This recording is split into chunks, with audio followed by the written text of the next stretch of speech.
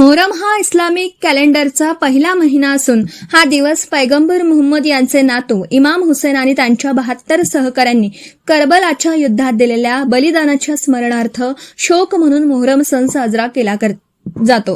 अन्यायाविरुद्ध लढण्याची प्रेरणा देणारा हा मोहरम सण मुस्लिमांसाठी अत्यंत त्यागाचा आणि पवित्रतेचं प्रतीक मानलं जात असल्याने अहिल्यानगर जिल्ह्यासह ग्रामीण भागातही या मोहरम सणाला मोठं महत्त्व असल्याचं हिंदू मुस्लिम एकत्र येऊन हा सण ग्रामीण भागात एकोप्याने साजरा करतात।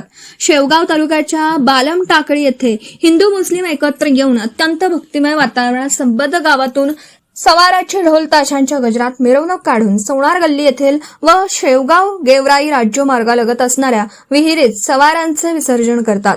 हिंदू मुस्लिम एकत्र येऊन या सवाराच्या मिरवणुकीत सहभागी होऊन मिरवणूक शांततेत पार पाडतात।